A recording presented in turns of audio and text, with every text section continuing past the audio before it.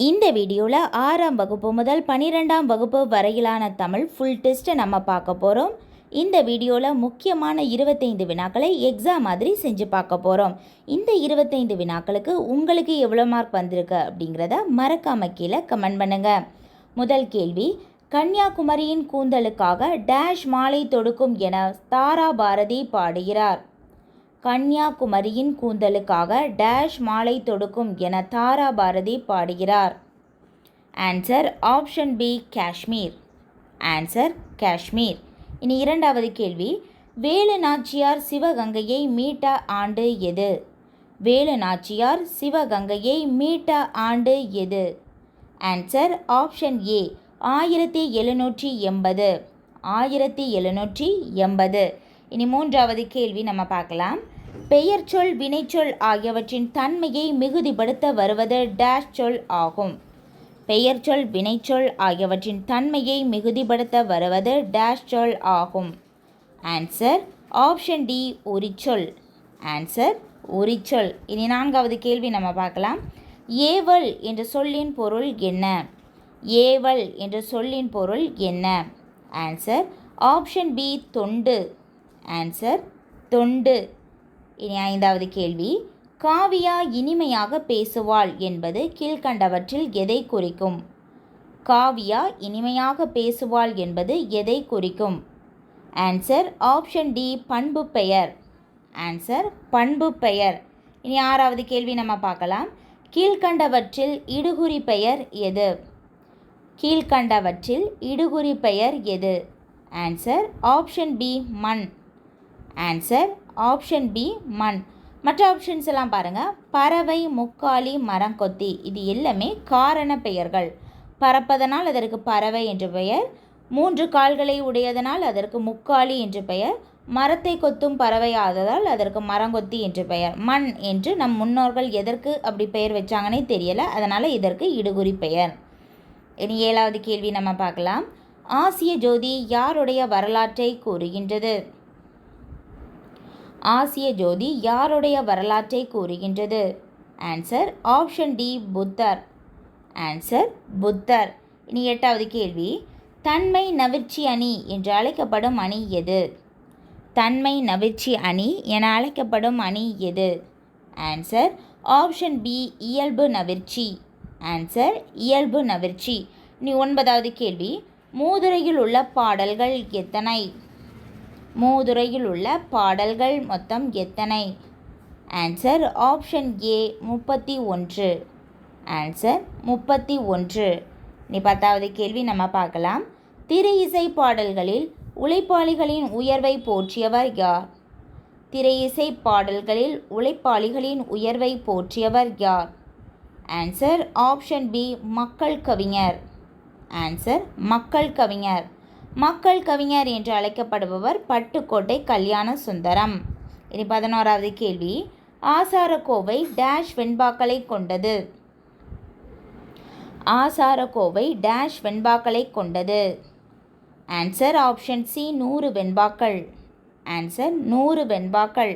இனி 12வது கேள்வி, மனிதன் டேஷில் உலகை வலம் வந்தான் என்று முடியரசன் நானிலம் படைத்தவன் என்ற கவிதையில் குறிப்பிட்டுள்ளார்.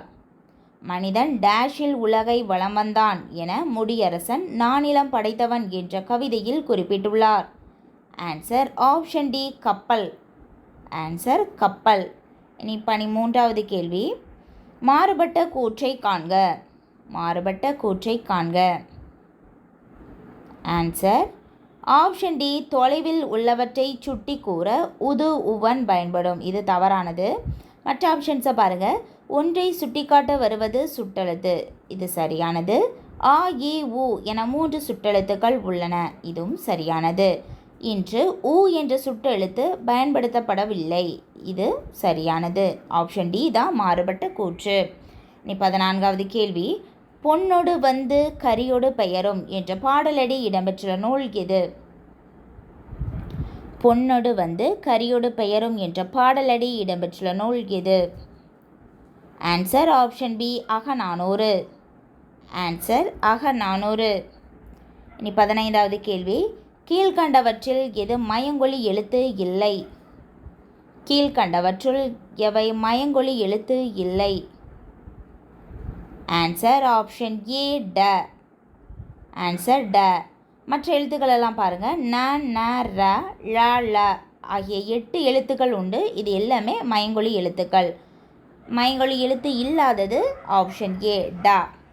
இனி 16வது கேள்வி நம்ம பார்க்கலாம். என் தமிழ்னா என்பதனை பிரித்தால் எவ்வாறு வரும்? என் தமிழ்னா என்பதனை பிரித்தால் எவ்வாறு வரும்? ஆன்சர் ஆப்ஷன் சி எம் கூட்டல் தமிழ் கூட்டல் நா. எம் கூட்டல் தமிழ் கூட்டல் நா. 17வது கேள்வி. மண்ணும் சிலம்பே மணிமேகலை வடிவே முன்னும் நினைவால் முடித்தாள வாழ்த்துவமே என்ற பாடலடியில் எஞ்சியுள்ள பெருங்காப்பியங்கள் எத்தனை? மண்ணும் சிலம்பே மணிமேகலை வடிவே முன்னும் நினைவால் முடித்தாள வாழ்த்துவமே என்ற பாடலடியில் எஞ்சியுள்ள பெருங்காப்பியங்கள். ஏற்கனவே 2 வந்துட்டு பாருங்க.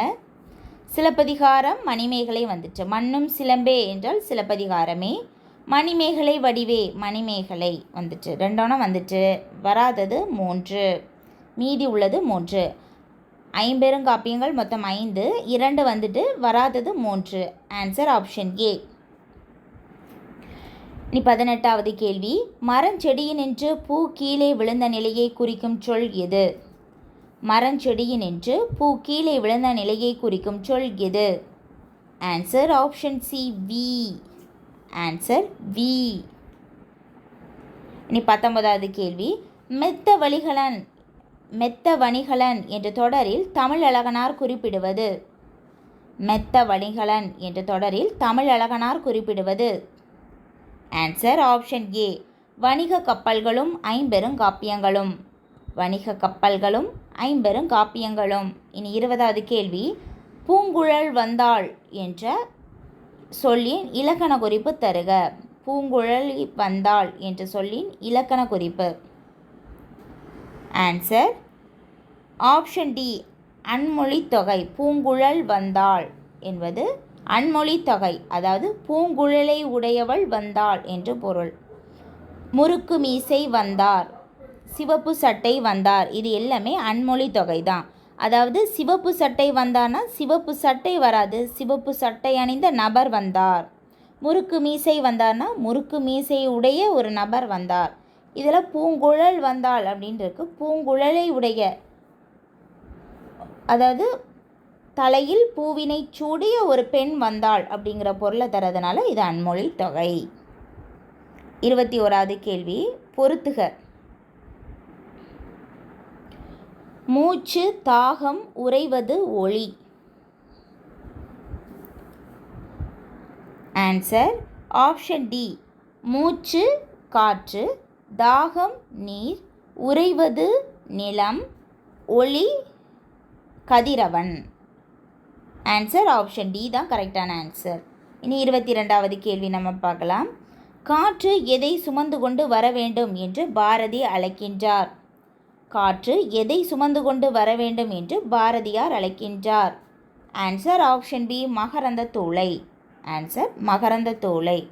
காற்றே வா மகரந்த தூளை சுமந்து கொண்டு வா, இதுதான் அவருடைய பாடல் வரி. இனி 23வது கேள்வி. மாறுபட்ட ஒன்றை காண்க. மாறுபட்ட ஒன்றை காண்க.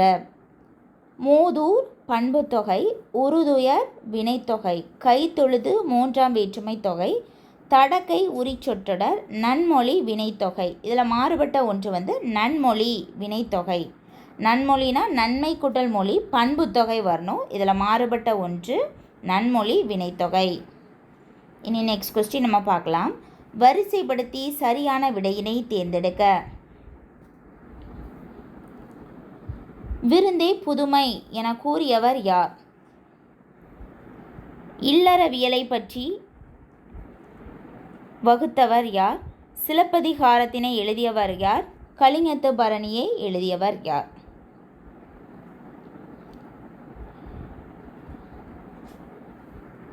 ஆன்சர் ஆப்ஷன் டி விருந்தே புதுமை என கூறியவர் தொல்காப்பியர்.